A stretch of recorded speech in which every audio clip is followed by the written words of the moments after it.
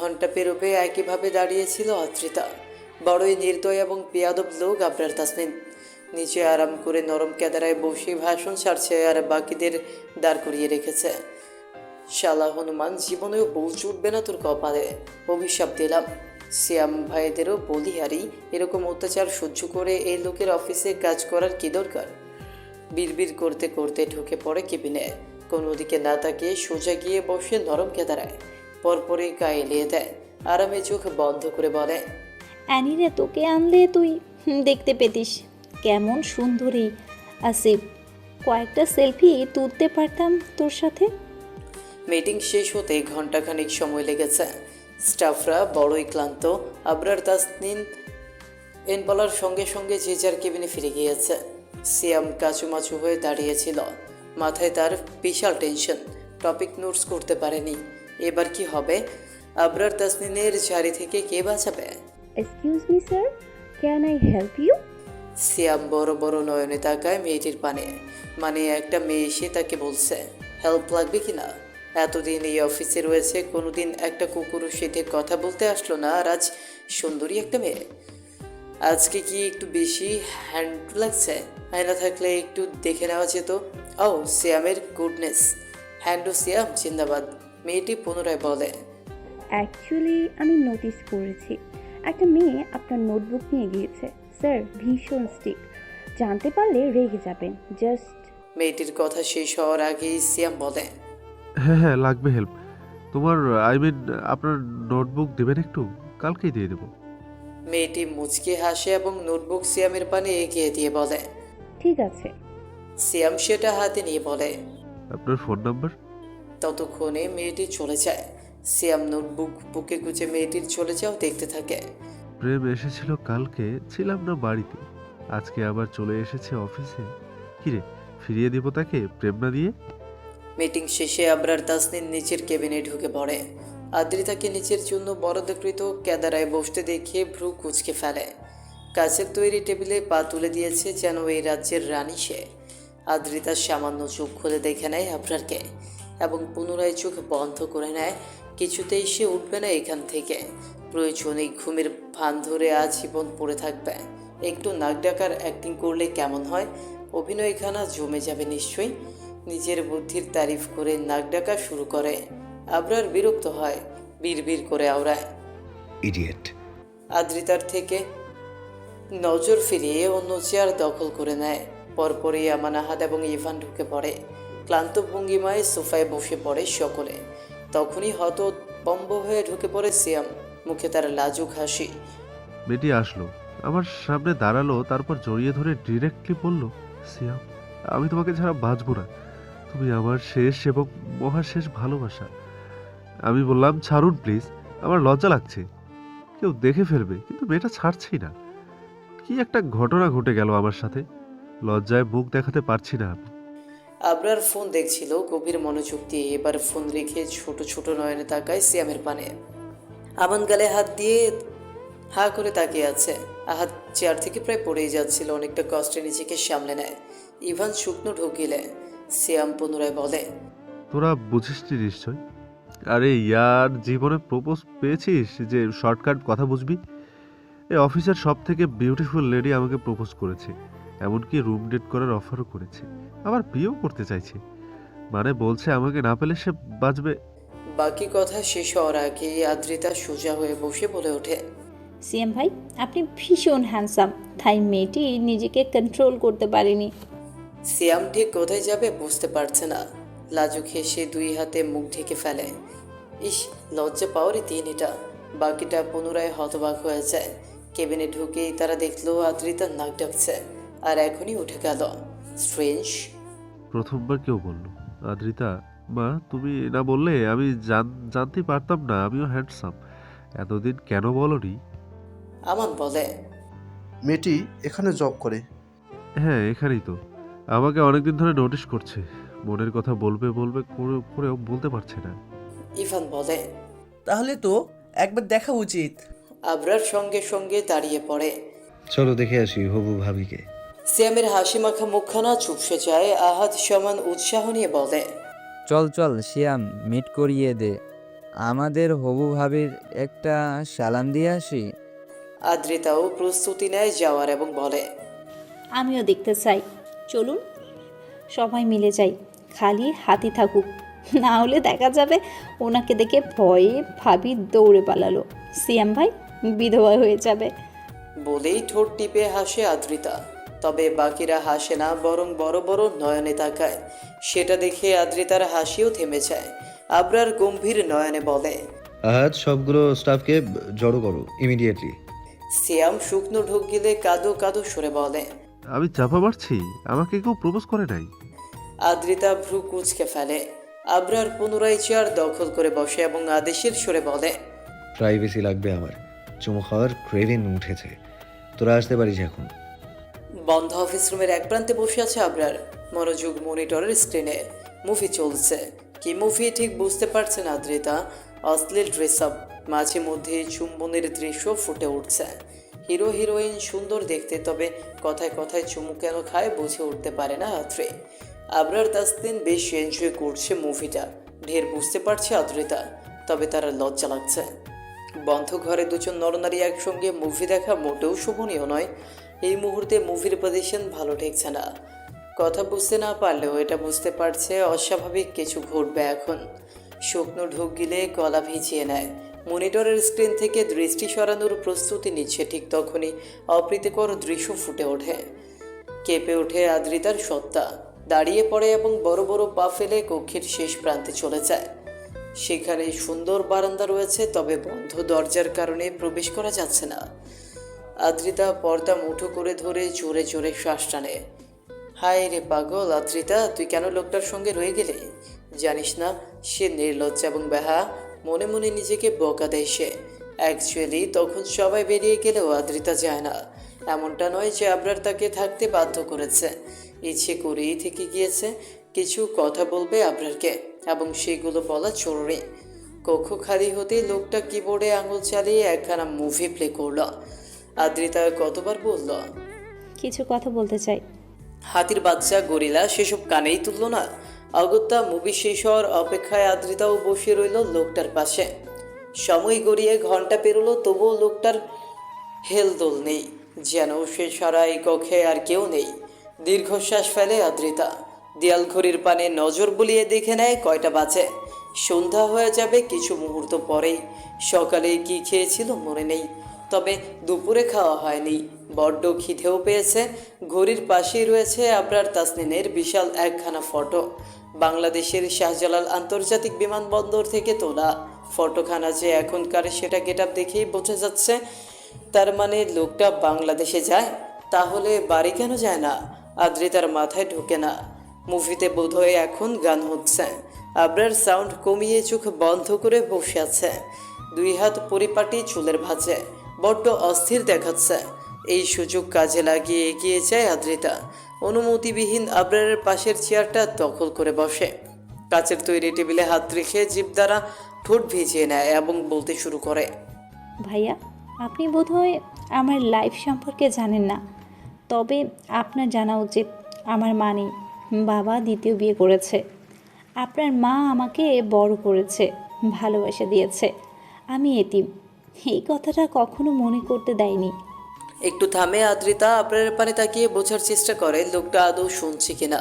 তবে তার কোনো নড়চড় নেই, একই ভঙ্গিমায় রয়েছে। মনিটর আপনা আপনি বন্ধ হয়ে যায়। আদ্রিতা পুনরায় বলে, আপনার সঙ্গে আমার রেজিস্ট্রি হয়েছিল, বিয়ের প্রতিশ্রুতি। আমি আজকে সকাল অবধিও জানতাম না আমাদের রেজিস্ট্রি হয়েছিল। সে ছোটোবেলায় মায়ের মৃত্যুর পরে দাদু এসে বলেছিল, এখানে তোমার নাম লিখো। লিখেছিলাম। কেন নাম লিখতে বলেছিল সেটাও জিজ্ঞেস করিনি। এখন জানতে পারলাম আপনি আমাকে মানতে। বাকিটা শেষ করার আগেই আবরার চোখ খুলে আদ্রিতার পানে তাকায় এবং গম্ভীর স্বরে বলে, তখন আমাকে সামলানোর শক্তি ছিল না তোমার, বেপরোয়াভাবে ধরলে মরে যেতে। আদ্রিতার বুকের ভেতরটা কেঁপে ওঠে। অশ্লীল ইঙ্গিত বুঝতে সময় লাগে না। আবরারের পানে তাকিয়েছিল বিধায় চোখাচোখি হয়ে যায়। লাল লাল চোখ দুটো দেখে কলিজা ঠান্ডা হয়ে যায় আদ্রিতার। চটজলদি দৃষ্টি সরিয়ে নেয়, বিড়বিড় করে বলে, আপনি প্লিজ কথা বলিয়েন না। আপনার মুখের একটা বুলি আগুনের থেকেও ভয়ঙ্কর, জ্বালিয়ে দেয় আমার সমস্ত সত্তা। শুনতে পায় আবরার টেবিলে 2 হাত রেখে নিচের মাথাটা হাতের উপর রাখে এবং পূর্ণ দৃষ্টিতে তাকায় আদ্রিতার পানে। প্রথমে মাথা, তারপর নাক, ঠোঁট, সর্বশেষে গলায় দৃষ্টি নামায়। হাঙ্কি স্বরে বলে, তুমিও ভীষণ হট, শান্তিতে থাকতে দাও না আমায়। আদ্রিতা ফোঁস করে শ্বাস টানে। এই মুহূর্তে এই বাক্য আশা করেনি সে। দুঃখের কাহিনী শোনাতে এসেছিল, ভেবেছিল লোকটাকে সব বলা উচিত, কিন্তু এখন মনে হচ্ছে এর সাথে কথা বলতে আসাটাই ভুল হয়েছে। বিরক্ত আদ্রিতা হাত মুষ্টিবদ্ধ করে ফেলে। মুখটা বন্ধ করে আমার কথা শুনুন প্লিজ, দয়া করুন একটু, আমার আপনার সাহায্যের প্রয়োজন। আবরার ভদ্র বাচ্চাদের মতো মাথা নাড়ায়, যেন এবার গভীর মনোযোগ দিয়ে শুনবে কথা। আদ্রিতা বলতে শুরু করে, আমার বাবা আমাকে নিতে চাচ্ছে। বাংলাদেশে ফেরার পরে আমাকে আর সাথে রাখবে না মা। বাবা এবং তার নতুন সংসারে স্থান হবে আমার, যেটা কিছুতেই মানতে পারবো না আমি। আমি মরে গেলেও ওই সংসারে যাব না। একটু থামে আদ্রিতা। আমি আসিফ আদনানকে বিয়ে করতে চাই, দুজন দুজনকে ভালোবাসি। বাংলাদেশে ফেরার পরেই আসিফ আদনানের বাড়িতে যেতে চাই। জাস্ট বললে রেজিস্ট্রি হয়েছে, দুটো বিয়ে করবে? সেটাই তো বলতে চাইছি, আপনি বিয়ে মানেন না, আমিও আপনাকে পছন্দ করি না। সো আমি চাচ্ছিলাম এই বিষয়টা আমাদের মধ্যেই থাকুক, কেউ জানবে না। আর আপনি একটু কষ্ট করে আমার আর আসিফের বিয়েটা। বাকিটা শেষ করার আগেই আবরারের ফোন বেজে ওঠে। স্ক্রিনে ফাকিং পুলিশ নামটা ভেসে উঠেছে। আদ্রিতা ফোনের স্ক্রিনে তাকিয়ে ভ্রু কুঁচকে ফেলে। এটা কেমন নাম? আবরার কলখানা রিসিভ করে ব্লুটুথ অন করে কানে দেয়। স্যার, আসিফ আদনান। মেরে ফেলুন তাকে। ব্যাস, কল কেটে দেয়। আদ্রিতা বড় বড় নয়নে তাকায়। আবরার তাসলিন কি কোনো মাফিয়া টাফিয়া নাকি? কি সাবলীল ভাষায় বলে দিল মেরে ফেলুন, যেন তার প্রফেশন এটাই। শুকনো ঢুক গেলে আদ্রিতা আবরার কিবোর্ড চেপে অর্ধেক দেখা মুভিখানা পুনরায় চালিয়ে দেয়। আয়ুষী ভঙ্গিমায় গায়ে এলিয়ে দেয় চেয়ারে। আদ্রিতা অসহায় ভঙ্গিমায় তাকিয়ে থাকে আবরারের মুখ পানে। কানে ভেসে আসে অশ্লীল লোকটার অশ্লীল বার্তা। এই মুভির মতো পারফরমেন্স করতে পারলে ভেবে দেখবো বিয়ের ব্যাপারটা চেপে যাওয়া যায় কি না। আদ্রিতা দাঁতে দাঁত চেপে বলে। আপনি? আদ্রিতার কথা শেষ হওয়ার আগেই আবরার চিন্তিত আতিয়া বেগম পায়চারি করে চলেছে। অনবরত অহনা কয়েকবার শান্ত হতে বলেছে, তবে আতিয়ার মন মানছে না। এই শীতের মৌসুমেও তার কপালে বিন্দু বিন্দু ঘামের দেখা মিলেছে। জোরে জোরে শ্বাস টানছে, যেন নিঃশ্বাস আটকে আসছে। কোলে থাকা ছোট্ট হিমু নানুর মুখ পানে তাকিয়ে আছে গোল গোল নয়ন মেলে। ছোট হাতখানা মুখে পুরে চুষছে এবং নানুকে দেখছে, যেন জানতে চাচ্ছে। তোমার এই চিন্তার কারণ কি নানু? আতিয়া বেগমের কানে ফোন কল বেজে চলেছে, কিন্তু রিসিভ হচ্ছে না। ইতিমধ্যে 50 বার কল করেছে, প্রতিবারই বাঁচতে বাঁচতে কেটেছে। আদ্রিতা তো এমন উদাসীন মেয়ে নয়, মাকে না বলে কোথাও যায় না। তাহলে আজকে কি হলো? কোনো বিপদে পড়লো কি? নতুন দেশ, কিছুই চেনে না। অহনার স্বামী এবং দেবর বেরিয়ে গিয়েছে আদ্রিতাকে খুঁজতে।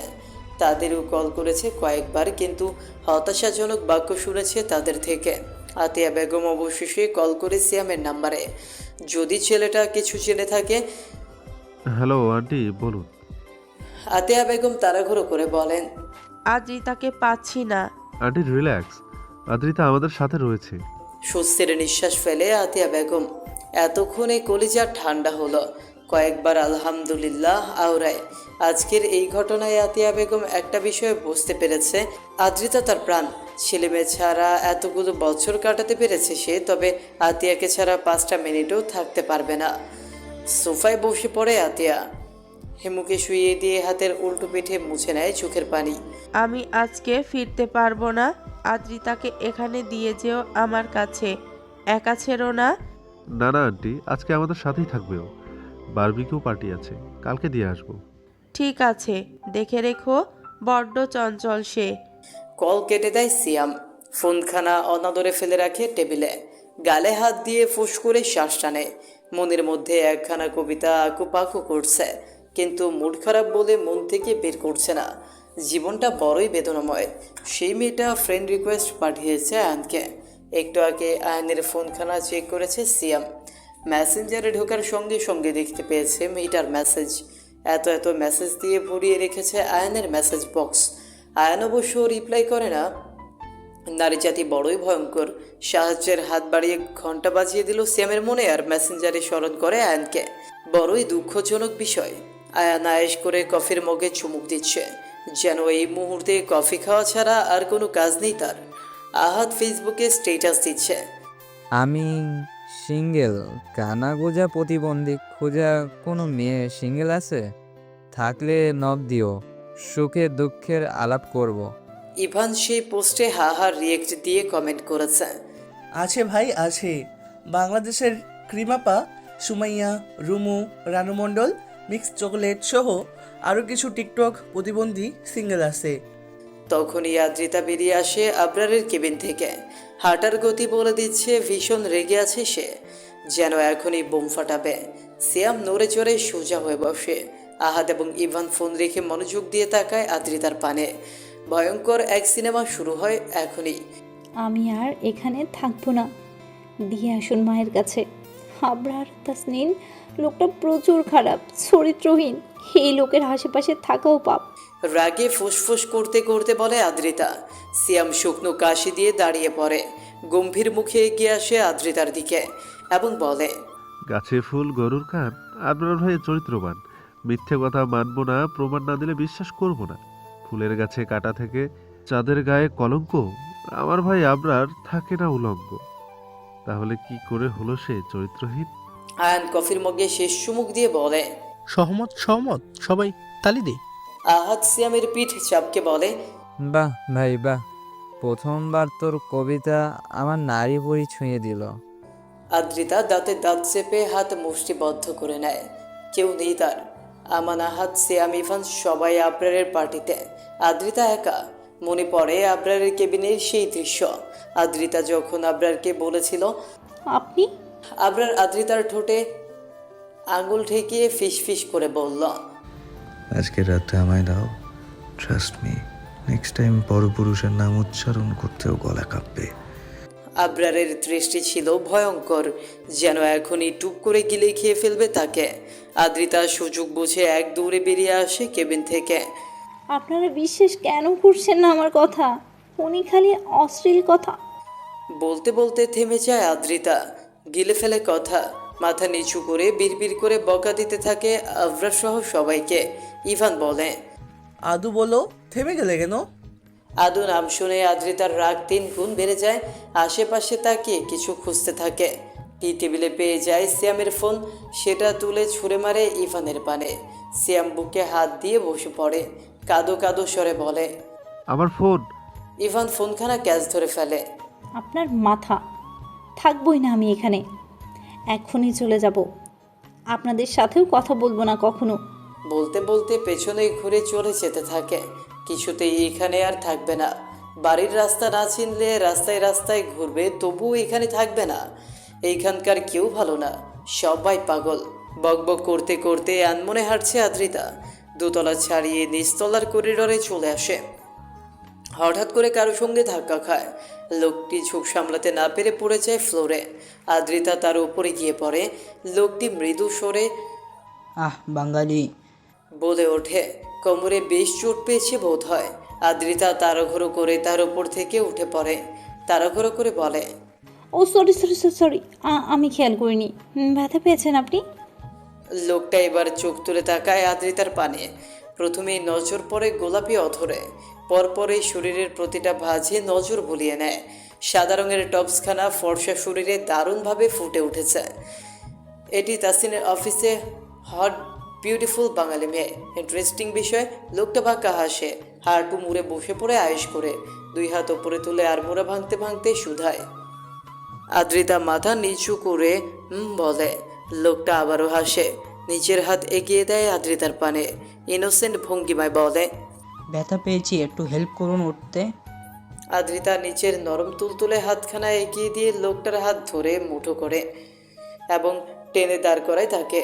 দাঁড়িয়ে যাওয়ার পরে আচমকা লোকটা আদ্রিতার কোমরে হাত রাখে এবং সঙ্গে সঙ্গে সরিয়ে নেয়।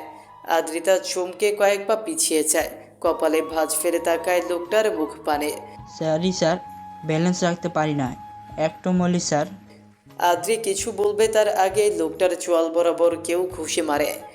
ছিটকে কয়েক হাত দূরে পড়ে যায় সে। ভয়ের তো আদ্রিতা দুপা পিছিয়ে যায়, মৃদু স্বরে চিৎকার করে ওঠে। আবরারের মোটেও আদ্রিতার পানে তাকানোর সময় নেই। সে আহত লোকটাকে টেনে তুলে পুনরায় মারতে থাকে। লোকটা নিজেকে বাঁচানোর জন্য বারংবার বলতে থাকে, তাহসিন কি করেছি আমি? মারছো কেন?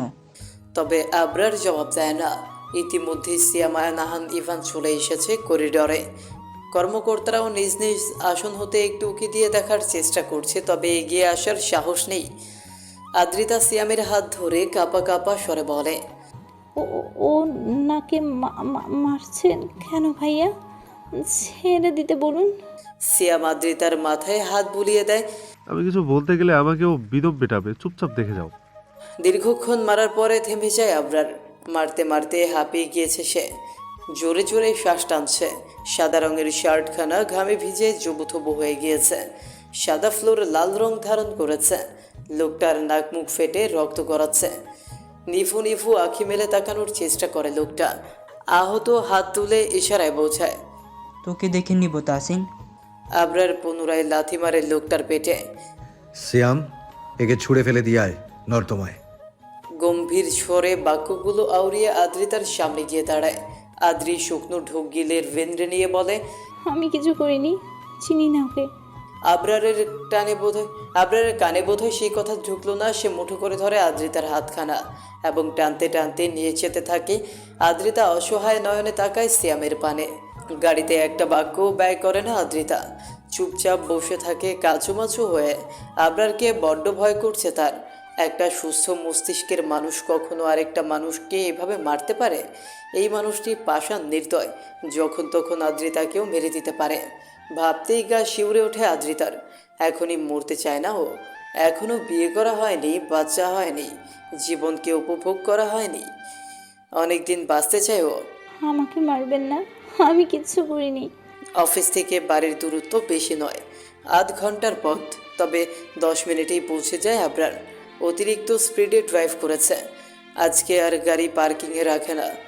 রাস্তায় গাড়ি থামিয়ে নেমে পড়ে এবং আদ্রিতার পাশে দরজা খুলে তাকিয়েও টেনে নামায়। পুনরায় টানতে টানতে নিয়ে যায় বাড়িতে। এই বাড়ির দরজা 3টি সিস্টেমে খোলা যায়। 1 পাসওয়ার্ড দিয়ে, 2 ফিঙ্গারপ্রিন্ট দিয়ে আর 3 কার্ড দেখিয়ে। আবরার বুড়ো আঙুলে ছোঁয়া দিয়ে দরজা খোলে। ভেতরে প্রবেশ করতেই অ্যানি দৌড়ে এসে আদ্রিতার পা জড়িয়ে ধরে। দীর্ঘক্ষণ একা বাড়িতে থাকতে থাকতে বোর হয়ে গিয়েছে সে।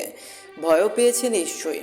আদ্রিতা নিচু হয়ে অ্যানিকে কোলে নিতে চায়, তবে পারে না। কেননা আবরার পুনরায় তাকে টানতে টানতে কক্ষের দিকে নিতে থাকে। টানছেন কেন? বাড়িতে এসে গিয়েছি তো। জবাব দেয় না আবরার। সোজা নিজ কক্ষে নিয়ে তবেই হাত ছাড়ে। এতক্ষণে স্বস্তির নিঃশ্বাস ফেলে আদ্রিতা। ক্লান্ত ভঙ্গিমায় বিছানায় বসে। আবরার দরজা বন্ধ করে নিজের পরনের শার্ট খুলে ফেলে। ড্রেসিং টেবিলের ওপর থেকে আয়রন মেশিনের সুইচ অন করে একটু অপেক্ষা করে।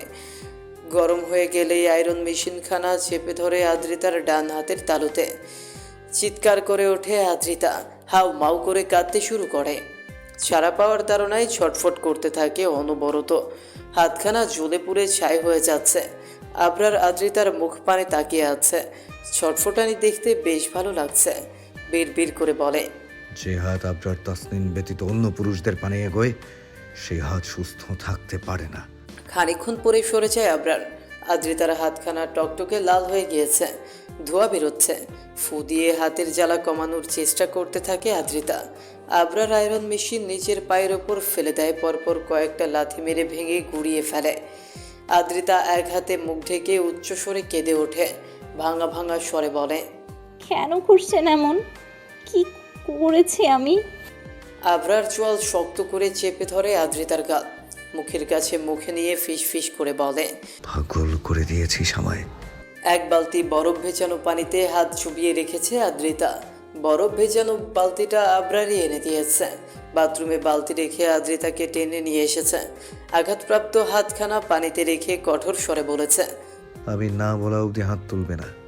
আদ্রিতার সাহসও নেই সাইকো লোকটার কথা অমান্য করার। অগত্যা বালতিতে হাত চুবিয়ে মাথা নিচু করে বসে আছে। কান্নার স্বর কমে এসেছে, এখন একটু ভালো লাগছে। যন্ত্রণা কমেছে, তবে হাতের পানে তাকালেই হৃদয় পুড়ে যাচ্ছে।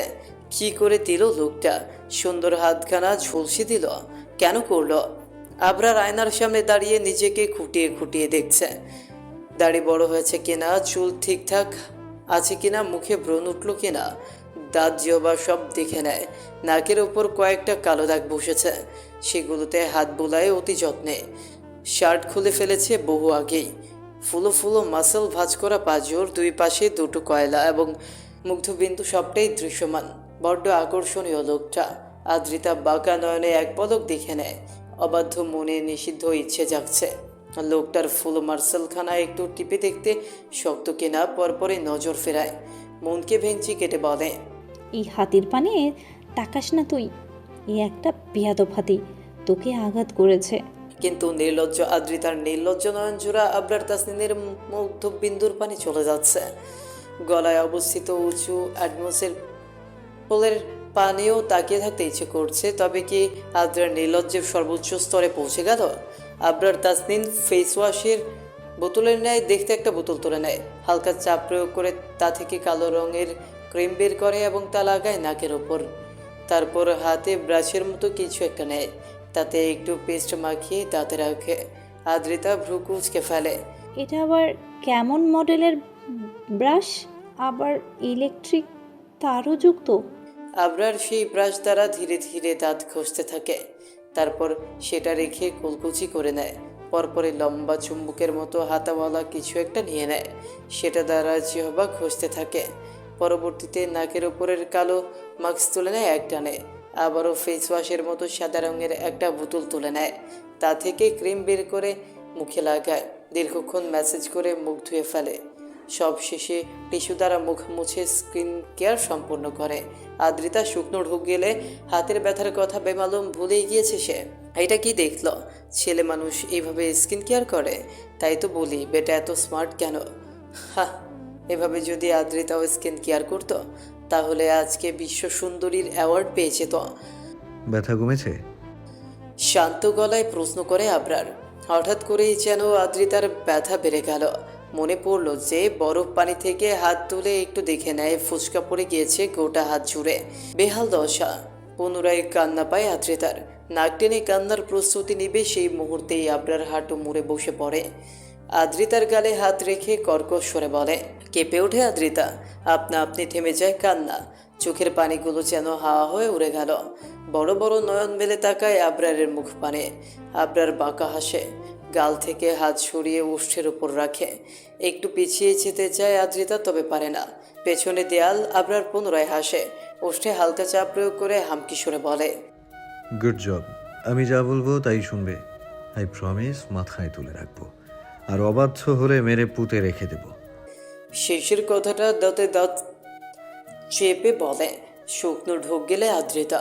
হাত পা মৃদু কাঁপছে, মনে মনে বলে, মা আসুক শুধু, আমি চলে যাব এখান থেকে, অনেক দূরে চলে যাব। আপনার সাথে কিছুতেই থাকবো না, কখনোই থাকবো না। একদমই ভালো মানুষ নন আপনি, প্রচুর খারাপ মানুষ। ভাবনার মাঝে আদ্রিতা অনুভব করে শূন্যে ভাসছে সে। আবরার কোলে তুলে নিয়েছে তাকে। ভয়ার্থক আদ্রিতা চেপে ধরে আবরারের গলা। এই বুঝি লোকটা তাকে ফেলে দিল কোল থেকে। মৃদু স্বরে চেঁচিয়ে বলে, ফেলে দিয়েন না প্লিজ। ধবধবে সাদা বিছানা এনে আদ্রিতাকে শুইয়ে দেয় এবং সেও শুয়ে পড়ে আদ্রিতার উপরে। বুকে মুখ গুজে আয়েশ করে চোখ বন্ধ করে নেয়। ছটফট করে ওঠে আদ্রিতা। মনে হচ্ছে বুকের ওপর পাথর চেপে ধরেছে। খোঁচা খোঁচা দাড়িগুলো সুরসুরি দিচ্ছে। শ্বাস আটকে আসছে অস্বস্তিতে, বুকখানা কাঁপছে পাল্লা দিয়ে। দুই হাতে আবরারের বাহু ধরে সরানোর চেষ্টা চালায় আদ্রিতা, তবে ব্যর্থ হয়। এক চুলও নড়াতে পারে না। শেষে হতাশ ভঙ্গিমায় বলে, ভাইয়া প্লিজ সরুন, আমার ভালো লাগছে না। আবরার সত্যিই সরে যায়। আদ্রিতার পাশে চিত হয়ে শুয়ে পড়ে। মাথার উপরে অবস্থিত সাদা রঙের দেয়ালের পানে তাকিয়ে বলে, ভালো লাগাতে হবে। আমার যেভাবে ভালো লাগবে সেভাবেই থাকবো। আদ্রিতা মনে মনে ভেঙায়, মুখে বলে, আমি তো আপনার বউ ন। বাকিটা শেষ করার আগেই আবরার জবাব দেয়। কাগজ ছিঁড়ে গিয়েছে, লেখা মুছে যায়নি। আদ্রিতা নিচের আঘাতপ্রাপ্ত হাতের পানে তাকিয়ে বলে। আপনি আবরার উঠে বসে। ঘুমাও। আবরার চলে যেতে নেয়। আদ্রিতা চট জলদি বলে ওঠে, আমার কথা ছিল। কথা বলার মুড নেই, আবার রোমান্স করার মুড। এখানে থাকলে করতে ইচ্ছে হবে। বলেই বড় বড় পা ফেলে প্রস্থান করে আবরার। আদ্রিতা বাম হাতে নিচের চুল টেনে বিরক্তির নিঃশ্বাস ফেলে। বিড়বিড় করে বলে, এই পাগলের বউ যে হবে তাকে রোমান্স করতে করতে মেরে ফেলবে বিয়াদব হাতি। ড্রয়িং রুমে বসে আছে সিয়াম, আমান, আহাদ এবং ইভান। সকলের মুখশ্রী থমথমে, ভীষণ চিন্তিত তারা। আবরারকে আসতে দেখে সিয়াম দাঁড়িয়ে পড়ে, আঙুল তুলে বলে, আবরার, তুই একটা সাইকো। তোকে আমার ভয় করছে। আদ্রিতা কি করে থাকবে তোর সাথে? তুই তো হাত উঁচু করে সিয়ামকে থামিয়ে দেয় আবরার। আমি সাইকো, মাফিয়া, প্রচণ্ড লেভেলের ব্যাড বয়, তবু ওকে আমার সাথেই থাকতে হবে, আর কোনো অপশন নেই। আমান বলে ওঠে, কেন থাকতে হবে? ভালোবাসিস ওকে?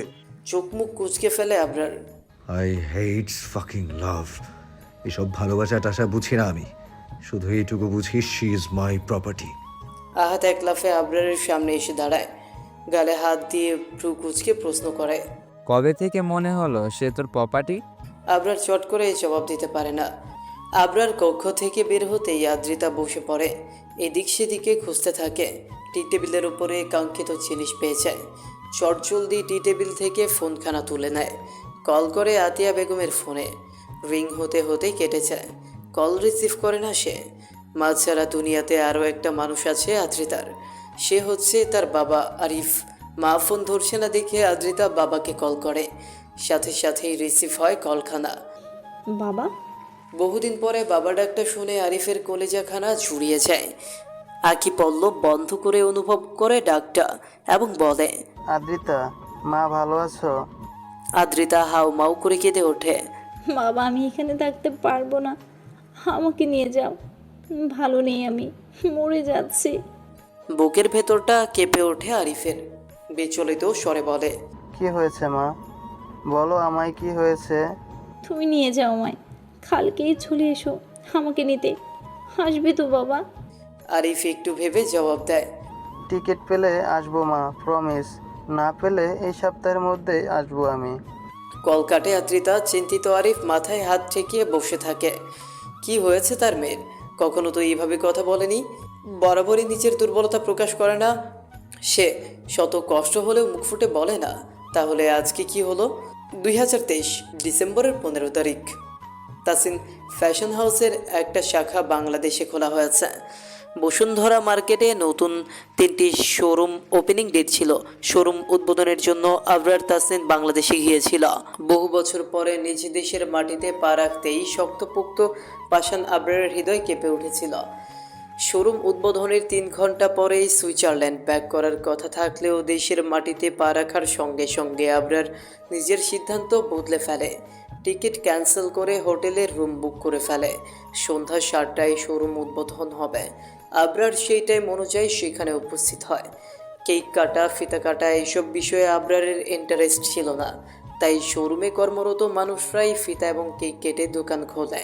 সেই দোকানে প্রথম কাস্টমার হয়ে আদ্রিতা আসে। তার সাথে ছিল স্মৃতি নামক মেয়েটি, যে আদ্রিতার বেস্ট ফ্রেন্ড। আবরার তাসনিনের দোকানে 10,000-এর নিচে কোনো শাড়ি, 3 পিস কিংবা লেহেঙ্গা নেই। অথচ আদ্রিতা দোকানে ঢুকে প্রথমেই 3 পিস দেখাতে বলে। দোকানদার পার্পল রঙের একখানা 3 পিস বের করে এবং উল্টে পাল্টে দেখায়। আবরার এক কোণায় বসে ফোন ঘাঁটছিল, তখনই কানে আসে, ভাইয়া, প্রাইস কত এটার? দোকানদার বলে, 12,999 টাকা। আদ্রিতা স্মৃতির পানে তাকায় এবং মুখ বাঁকিয়ে বলে, 13,000 বললেই তো পারেন, 1 টাকা কম বলে কি বোঝাতে চান? এটার দাম 12,000, মানুষকে হাবলু পেয়েছেন। 13,000 টাকা চকচকে নোট দিলে তো আবার বলবেন আপা 1 টাকা নাই। চিনি না ভাবছেন? আপনাদের হাড়ে হাড়ে চিনি। সে যাই হোক, 500 টাকা দিবেন। দোকানদার হ্যাবলার মতো তাকিয়ে থাকে আদ্রিতার মুখ পানে। আবরারও মুখ তুলে তাকায়। আফা, এটা কোনো দাম কইলেন আপনি? বেশি বলে ফেলেছি, ঠিক আছে 450 টাকা দিব। হলে দেন, না হলে দেন, পছন্দ হয়েছে লাগবেই আমার। দোকানদার হাত উঁচু করে দরজা দেখিয়ে বলে, এই যে গেট, ওইখান দিয়ে বের হয়ে যান। আশ্চর্য, আপনি কি আমাকে তাড়িয়ে দিচ্ছেন? তো আপনাকে যে পিটানি দেয়নি এটাই ভাগ্য। 13,000 টাকার ড্রেস 500 টাকার দাম করছেন। কাণ্ডজ্ঞান আছে আপনার, পাগল কোথাকার। এই যে দোকানদার, মুখ সামলে কথা বলুন। এই জামার দাম 200 টাকার থেকেও কম। ফুটপাতে এসব জামা শত শত বিক্রি হয়। একটু বড়লোক ভাব দেখাতেই এই দোকানে আসছি, না হলে আদ্রিতা চৌধুরী এখানে আসতোই না। ভালো হয়েছে আপা, আপনি ফুটপাতে থেকেই কিনে গিয়ে আমাকে ক্ষমা করুন। আদ্রিতা দোকানদারকে বকতে বকতে বেরিয়ে যায় দোকান থেকে। আবরার ভ্রু কুচকে তাকিয়ে থাকে, বিড়বিড় করে আওড়ায়। আদ্রিতা চৌধুরী। তারপরের দিন আবরারের সুইজারল্যান্ডে ব্যাক করার দিন। সকালে ঘুম থেকে উঠে দাদা ভাইয়ের কবর জিয়ারত করতে আসে। তখন পুনরায় আদ্রিতাকে দেখতে পায়, কবরের পাশে বসে কাঁদছে এবং প্রলাপ বকছে। দাদু, ও দাদু, জানো না আজকে কি হয়েছে? বড় মা আমাকে বকা দিয়েছে, মাকে কথা শুনিয়েছে। বড় মা এমন কেন করে বলো তো দাদু? তোমার নাতিকে ফিরে আসতে বলো না দাদু, তাকে বলো আমাকে আর মাকে নিয়ে যেতে। আবরার প্রতিটা কথা মনোযোগ দিয়ে শুনতে থাকে এবং পরপরই সিদ্ধান্ত নেয় আরও কিছুদিন বাংলাদেশে থাকবে সে। আদ্রিতা চৌধুরীর খোঁজ বের করতে হবে। অদ্ভুত ব্যাপার হলো, এখন পর্যন্ত আবরার মেয়েটির মুখ দেখেনি। দোকানেও চুল দেখেছে, এখনও চুল দেখছে। কি সুন্দর চুলগুলো, ঘন কালো এবং বিশাল লম্বা। আবরার কখনোই এত লম্বা চুল দেখেনি, তাই বোধহয় একটু বেশি কৌতূহল জেগেছে। দীর্ঘক্ষণ কবরের পাশে বসে থেকে চলে যায় আদ্রিতা। সেখানে ফেলে যায় হাতের একখানা চুড়ি। সেই চুড়ি এখনও রয়েছে আবরারের পার্সোনাল কাভার্ডে। এইটুকু বলেই থামে আবরার। সিয়াম ফ্লোরে শুয়ে পড়েছে বহুক্ষণ আগেই। এইরকম অ্যাট্রাকটিভ স্টোরি কি আর বসে বসে শোনা যায়? ইভান আবরারের একদম গা ঘেঁষে বসে আছে, গালে হাত, তার চোখের পলকও ফেলছে না, যেন একটু নড়াচড়া করলে স্টোরি শেষ হয়ে যাবে। আমান ডেইরি মিল্ক চিবুচ্ছে, পকেটেই ছিল। আহাদ আবরারের পায়ের কাছে বসে আছে, সবগুলো বগলের পানে। একবার তাকায় আবরার, পরপরই দাঁড়িয়ে পড়ে, বিরক্তির স্বরে বলে, তোদের প্রবলেম কি? হ্যাঁ, আমি জাস্ট একটা স্টোরি বলেছি, আবার মুখের মধ্যে সিনেমা হল বসাইনি। ইডিয়েটের দল। শ্যাম হাই তোলে, বুকে হাত দিয়ে আপন মনে বলে ওঠে, কন্যা তোর লম্বা চুলে কি ছিল কে জানে, দেখে আবরার হয়েছে ফিদা ভেবে। শ্যামের কবিতা শেষ হওয়ার আগেই আবরার ধমকে বলে ওঠে, স্টপ ইট সিয়াম, ডিসগাস্টিং লাগে তোর কবিতা। আমানও আবরারের মতো ধমক দিয়ে বলে, চুপ কর না বাবা, পরের টুকু শুনতে দে। হ্যাঁ ভাই, তারপর বল কি হলো? আহাদ বলে, কি আর হবে, তারপর থেকে আমাদের কেট তাসিন ভাই স্বপ্নে কক্সবাজার ঘুরছে আদ্রিতার হাত ধরে। নিজের ঘন কালো চাপ দাড়িতে হাত বোলায় আবরার। ছি, স্বপ্নে হাত ধরে ঘুরবো কেন? বাসর সেরে 2-4 বাচ্চার বাবা হয়ে গিয়েছি। বড় বড় পা ফেলে প্রস্থান করে আবরার। চার বন্ধু উচ্চ স্বরে হেসে ওঠে। সিয়াম বলে, আমান মুখ বাঁকিয়ে বলে, এখন রুমে যাচ্ছি কি ঘাস কাটতে? মানে বাসর হবে আজকেই? অবভিয়াসলি, আবরার ছাড় দিবে। সিয়াম এক লাফে উঠে বসে। ভাই চল আমরা শুনবো। আহাদ বলে, কি শুনবি মানে? মানে আড়ি পাতবো, দেখবো কি থেকে শুরু করে, কি কি বলে, কিভাবে সাউন্ড করে। ইভান ভীতি স্বরে বলে, না ভাই, আব্বার জানতে পারলে রেগে যাবে। আরে ধুর, কিচ্ছু হবে না, চল তো তোরা। সিয়াম হামাগুড়ি দিয়ে চলে যায় আবরারের কক্ষের পানে। আবরারের পেছনে পেছনে ছুটতে থাকে ইভান আর আহাদ। আমান এখনো চিন্তিত, যাবে কি যাবে না সেটাই ভাবছে। বাংলাদেশের কক্সবাজার সমুদ্র সৈকতের জন্য বিখ্যাত, আর সমুদ্রের রেশ ধরে বিখ্যাত হয়েছে এডি হোটেল। 10 তলা বিশিষ্ট এই হোটেল থেকে সমুদ্রের গর্জন শোনা যায় গভীর রাতে। জোছনা রাতে ব্যালকনিতে বসে সমুদ্রের ঢেউয়ের সঙ্গে চাঁদের আলোর সৌন্দর্য উপভোগ করা যায়। বাংলাদেশে নামি দামি সকল মানুষ কক্সবাজারের সৌন্দর্য উপভোগ করতে বরাবরই চড়া দামে এডি হোটেলের রুম বুক করে। এই হোটেলের মালিক ছিলেন আরিফ রহমান। নিজের সারা জীবনের সঞ্চিত অর্থ এবং শ্বশুরের সমস্ত সম্পত্তি বিক্রি করে এডি হোটেল বানিয়েছিলেন। বড় শখ করে হোটেলের নাম দিয়েছিল এভি। এতে আরিফ এবং বিতে বর্ষা, আরিফের প্রথম স্ত্রী আদ্রিতার মা। বর্ষার বাবা বশির ছিলেন সরকারি কর্মকর্তা। এক কন্যা এবং একটাই ছেলে নিয়েছিলেন তার সংসার। ছেলেকে লেখাপড়া করিয়ে বাড়ি গাড়ি করে দিয়েছিলেন, এবার মেয়ের পালা। যখন আরিফ এসে বলেছিল, বাবা আমি কক্সবাজারে একটা হোটেল দিতে চাই, বশির দ্বিমত করেননি, বরং ব্যাংকে যত টাকা গচ্ছিত ছিল সবই তুলে দিয়েছিল। তাতে যখন হলো না, ভিটে মাটি সবই বিক্রি করে দিল। আদ্রিতার যেদিন জন্ম হয় সেদিনই হোটেল উদ্বোধন করা হয়। তারপর থেকে আর পেছনে ফিরে তাকাতে হয়নি। প্রথম বছরই হোটেলের নাম ডাক ছড়িয়ে পড়ে গোটা শহর জুড়ে। লাভ বাড়তে থাকে হু হু করে। আদ্রিতার যখন 3 বছর বয়স তখন আরিফ সাফল্যের দ্বারে পৌঁছে গিয়েছিল। একটা হোটেল তাকে কোটিপতির খাতায় নাম লিখিয়ে দেয়। সিদ্ধান্ত নেয় গার্মেন্টস ফ্যাক্টরি তৈরি করবে। বরাবরের মতো বর্ষা স্বামীর সিদ্ধান্তে সায় জানায়, তাকে উৎসাহ দেয়। আর এটাই ছিল বর্ষার জীবনের ভুল সিদ্ধান্ত। আরিফ গার্মেন্টস ফ্যাক্টরি তৈরি করার জন্য জমি খুঁজছিল। কক্সবাজারে যেহেতু হোটেল দিয়ে লাভবান হয়েছে, সেহেতু কক্সবাজারে গার্মেন্টস ফ্যাক্টরি খুললে লাভবান হবে, এমনটাই আশা করে কক্সবাজারে জমি খুঁজতে শুরু করে এবং হোটেলের সিকিউরিটির সাহায্যে পেয়েও যায়। জমিটি ছিল ইমান আলী নামক একটা লোকের। লোকটির একটা মেয়ে ছিল, নাম ইমা। জমি কেনার সূত্র ধরেই ইমার সাথে পরিচয় হয় আরিফের। মেয়েটি খুব সুন্দর দেখতে ছিল। প্রথম দেখায় আরিফের ভালো লেগে যায়। তারপর তাদের বন্ধুত্ব হয় এবং একটা সময় প্রণয় ঘটে। গোপনে বিয়েও করে নেয় তারা। বর্ষা অত্যাধিক বিশ্বাস করত স্বামীকে। কখনোই তার ফোন ঘাটতো না, কখনোই কোনো প্রশ্ন করতো না। গার্মেন্টস ফ্যাক্টরির কাজ শেষ হওয়ার পরে সেই ফ্যাক্টরিটির নাম রাখে আদ্রিতা ফ্যাশন হাউস এবং ছোট্ট মেয়েটি তার উত্তরাধিকারী হবেন এমনটাই উইল করে রাখে। বর্ষা শতবার বারণ করেছিল, বাবার সম্পত্তি মানেই আদ্রিতার সম্পত্তি, কিন্তু বোকা বর্ষা তখন বুঝতেই পারেনি কি হচ্ছে তার সাথে। একদিন আরিফ বলল সে সিঙ্গাপুর যাবে, সেখানেও একটা ব্যবসা দাঁড় করাবে। দেশ বিদেশে সব জায়গায় তিনি পরিচিতি পেতে চায়। এবারেও কোনো বাধা দেয়নি বর্ষা। আরিফ চলে যায় সিঙ্গাপুর। এভাবেই কিছু বছর চলে যায়। আরিফ দেশে ফিরেছে কিছু মাস হলো। কক্সবাজারে ফ্যাক্টরি এবং হোটেল দেখতে গিয়েছে। সেখানে মাসখানেক থাকবে এমনটাই বলেছে। আদ্রিতার 10তম জন্মদিন চলে এসেছে। রাত 12টার পরে মেয়েটার 10 বছর পূর্ণ হবে। বর্ষা চিন্তা করে আরিফকে সারপ্রাইজ দিবে। মেয়েকে নিয়ে কক্সবাজার চলে যাবে। ওদের দেখে আরিফ নিশ্চয়ই ভীষণ খুশি হবে এবং একসাথে সমুদ্রের পাড়ে বসে কেক কাটবে। যেই ভাবা সেই কাজ। ঘুমন্ত আদ্রিতাকে তুলে রাতের বাসেই কক্সবাজার রওনা হয়। পৌঁছতে ভোরের আলো ফুটে ওঠে। বর্ষা মেয়েকে নিয়ে এবি হোটেলে ওঠে। কাউন্টারে যেতেই স্টাফরা সালাম দেয় এবং জানায়, স্যার 202 নং কক্ষে আছে। বর্ষা মুচকি হেসে চাবি নিয়ে চলে যায়।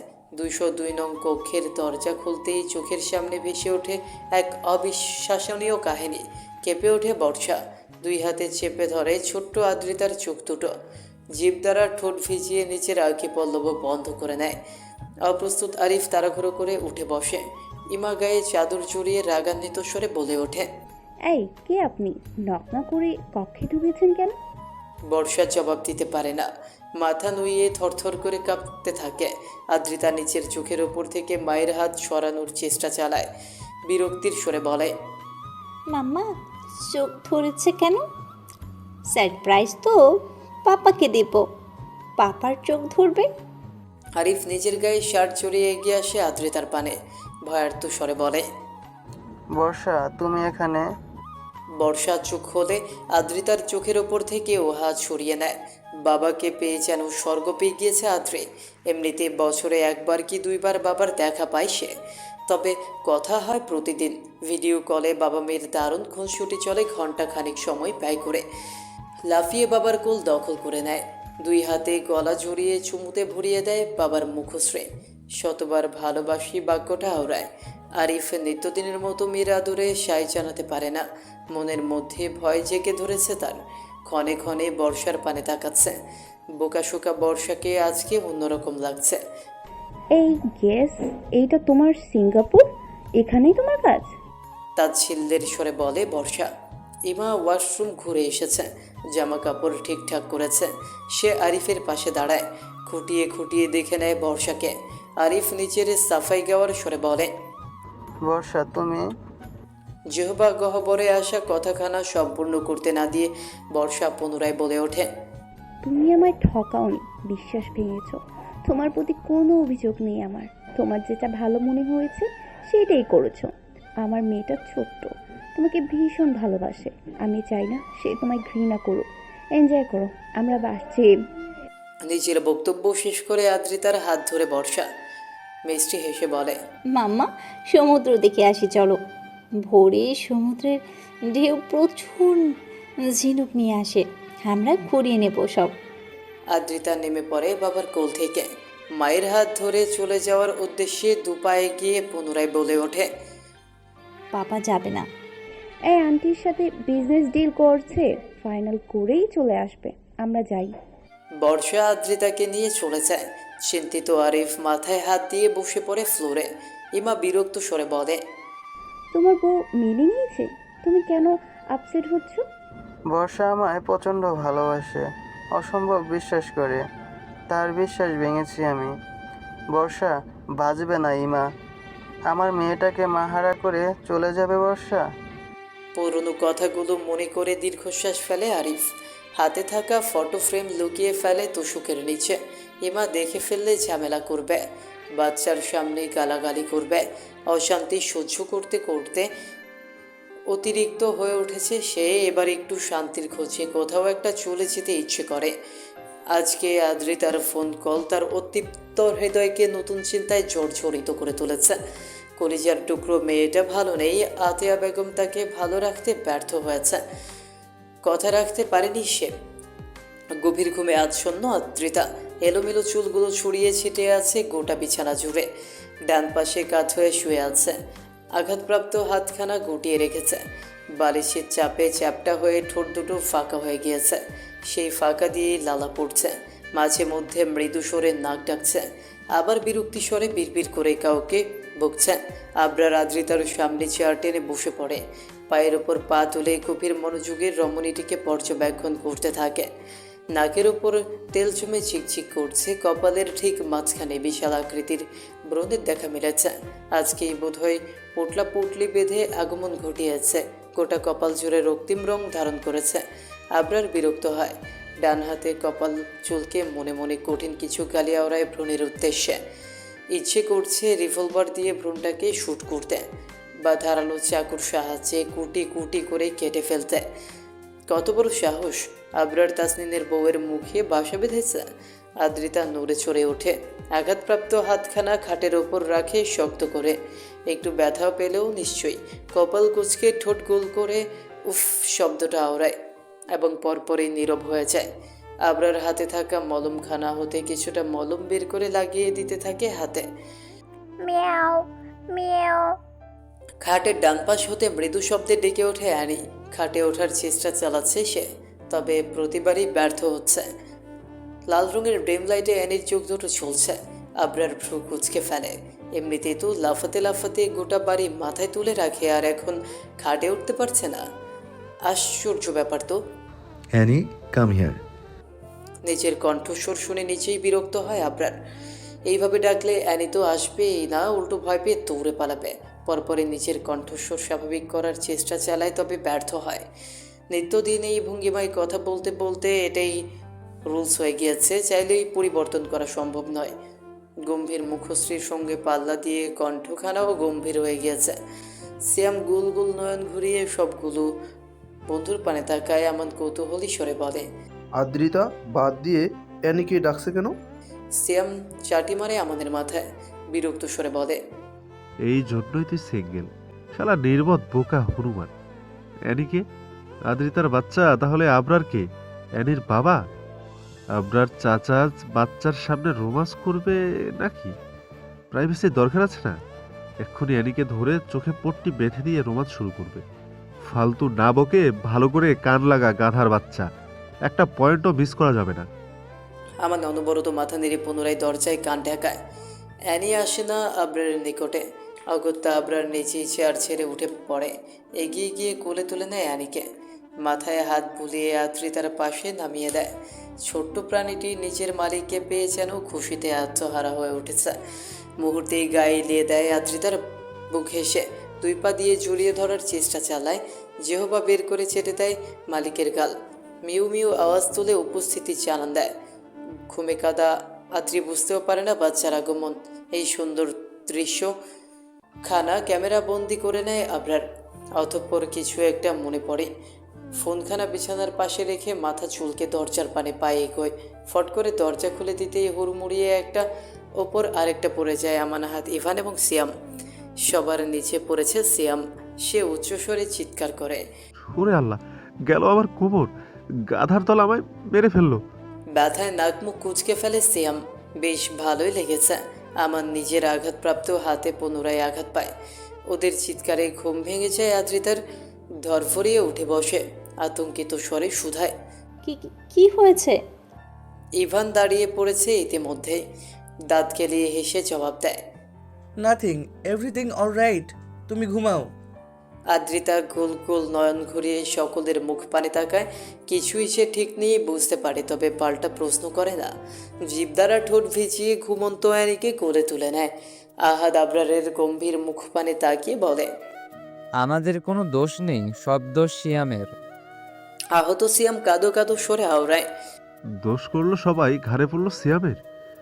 আবরার তাসনিন এখন বানিয়ে ফেলবে কি মারে, বাঁচতে চাইলে পালা সিয়াম, লাগা একটা দৌড়, তুই ছাড়া তোর কেউ নেই, পেলি তোর প্রমাণ। বলেই দাঁড়িয়ে পড়ে এবং ঘুরিয়ে ঘুরিয়ে দৌড়ে চলে যায়। তার পেছনে পেছনে বাকিরাও লেজ কুটিয়ে পালায়। আবরার দীর্ঘশ্বাস ফেলে কক্ষ হতে বেরিয়ে যায়। ভয়ার্থক আদ্রিতা মাথা নুয়ে বসে থাকে। অন্ধকারে গ্রাস করে রেখেছে গোটা কক্ষ। এখান থেকে বের হয়ে যাবেটা কোথায়? নিচের জন্য বরাদ্দকৃত কক্ষে আমান ভাইয়ারা দখল করে নিয়েছে ইতিমধ্যেই। ঢের বুঝতে পারে বাকি রাতটুকু এই কক্ষেই থাকতে হবে। গোটা দিনে অ্যানি কিচ্ছু খায়নি। খাবার ছিল না এমনটা নয়, তবে আদ্রিতাকে ছাড়া খাওয়ার অভ্যাস তার নেই। খাবার দিয়ে আদ্রিতা পাশে বসে থাকলে তবেই খায়। আজকে ছিল না বিধায় খাওয়াও হয়নি। ক্ষুধায় ঘুম ছুটে যায় তার। মিউ মিউ আওয়াজ তুলে আদ্রিতার মুখ পানে তাকায়, যেন বোঝাতে চাইল। আদ্রিতার টুকটাক কয়েকটা চুমু খায় অ্যানির মাথায়। আদুরে স্বরে বলে। আমার শোনা, এক্ষুনি খাবার আনছি। বলেই বিছানা ছাড়ে। কমফোর্টের মধ্য থেকে বের হওয়ার পরে অনুভব করে বেশ ঠান্ডা। কিছু একটা গায়ে জড়ানো উচিত, না হলে শীতে কাঁপতে কাঁপতে অক্কা পাওয়ার সম্ভাবনা রয়েছে। আশেপাশে তাকিয়ে কিছু একটা খোঁজে এবং পেয়ে যায় আবরারের হুডি। চঞ্চল হাতে সেটাই গায়ে জড়িয়ে নেয়। সাদা রঙের হুডিখানা থেকে অদ্ভুত সুন্দর একটা ঘ্রাণ বেরোচ্ছে। কোনো দামি ব্র্যান্ডের পারফিউম হবে হয়তো। আদ্রিতা হুডির মধ্যে মুখ ডুবিয়ে নাক টেনে ঘ্রাণ শুকে নেয়। মনে মনে বলে, জল্লাদ হাতির বাচ্চা, হুডি থেকে এত সুন্দর ঘ্রাণ আসছে। না জানি তার গায়ে ঘ্রাণ কত সুন্দর হবে। আর একবার কাছে আসলে ভয়টয় না পেয়ে ঘ্রাণ শুকে নেব। পরপরই নিচের মাথায় চাটি মারে, বিড়বিড় করে বলে। নির্লজ্জ বেহায়া আদ্রিতা, নির্লজ্জ বেহায়া আদ্রিতা, ওই লোকটা বেয়াদব, তোকে বিয়ে নাম করে অপমান করেছে। আজকে হাত পরিয়ে দিয়েছে। তার কথা ভাবলে তোর মন কেটে হালুয়া বানিয়ে ফেলবো, বলে দিলাম। ক্যাটফুটের প্যাকেট কেটে বাড়িতে ঢালছে আবরার। তখনই তার ফোনখানা কেঁপে ওঠে। কুচকায় আবরার। বিরক্ত হলো বোধহয়। এত রাতে কেউ কল করে। ট্রাউজার পকেট হতে ফোন বের করে। আননোন নাম্বার, তবে চেনে আবরার। পার্সোনাল ফোনে সুইজারল্যান্ডের নাম্বার হতে একজনই কল করতে পারে। সোজা হয়ে দাঁড়ায় আবরার। ডান হাতে কপাল চুলকে কল রিসিভ করে। আবরার তাসিন, ওরফে এটি তাসিন, বড়ই সুন্দর নাম, আই লাইক ইট। আবরার শুনে মনোযোগ দিয়ে তবে জবাব দেয় না। ওপাশ থেকে পুনরায় ভেসে আসে। একটা মেয়ের জন্য আমার ভাইয়ের গায়ে হাত তুলছো তুমি? সে এখন হাসপাতালে, হাত দুটো অকেজ, এখনই ঠিক হবে না। এই পর্যায়ে আবরার ঠোঁট মেলে একটু হাসার চেষ্টা করে, তবে ব্যর্থ হয়। হাসির সাথে সম্পর্ক চুকিয়েছে সেই ছোটবেলায়। এখন চেষ্টা করলেও ধরা দিতে চায় না। কেন করলে এমন? আবরার ফোঁস করে শ্বাস টানে। ট্রাউজার পকেট হতে সিগারেটের প্যাকেট বের করে। একখানা সিগারেট ঠোঁটের ভাঁজে পুড়ে লাইটার দিয়ে জ্বালিয়ে নেয়। পরপর সিগারেটে টান দিয়ে ধোঁয়া উড়াতে উড়াতে জবাব দেয়। She is my wife. I know my boy, information জোগাড় করে ফেলেছি তোমার। বাকিটা শেষ করার আগেই আবরার বলে ওঠে। তার দিকে চোখ তুলে তাকালে চোখ তুলে নেব, সে মন্ত্রীর ছেলে হোক আর যেই হোক, মাইন্ড ইট। বলেই কল কাটে। ইতিমধ্যেই কপালের রগ ফুটে উঠেছে, হাত দুটো মুষ্টিবদ্ধ করে ফেলেছে। ইচ্ছে করছে গোটা দুনিয়া চালিয়ে দিতে। দুই হাতে মাথার চুল খামচে ধরে আবরার, তাতে গোছালো চুলগুলো এলোমেলো হয়ে যায়। সিগারেট প্রায় শেষ পর্যায়ে চলে এসেছে, একটু হলেই ঠোঁটে ছ্যাঁকা লেগে যাবে, কিন্তু সেদিকে খেয়াল নেই আবরারের। সে আনমনে ভেবে চলেছে অনেক কিছু, এবং হলেও তাই। সিগারেট ঠোঁটের সঙ্গে লেগে ছ্যাঁকা লাগে। বিরক্তিতে চোখ মুখ কুঁচকে ফেলে আবরার। মৃদু স্বরে শব্দখানা উচ্চারণ করে পরপরই শক্তপুক্ত হাতখানা দ্বারা ঠোঁট ঘষে নেয়।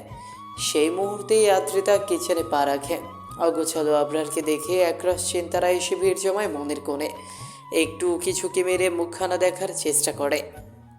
প্রথমে নজরে পড়ে লাল ওষ্ঠচূড়া, এখনও সিগারেটের পুরা অংশ লেগে আছে।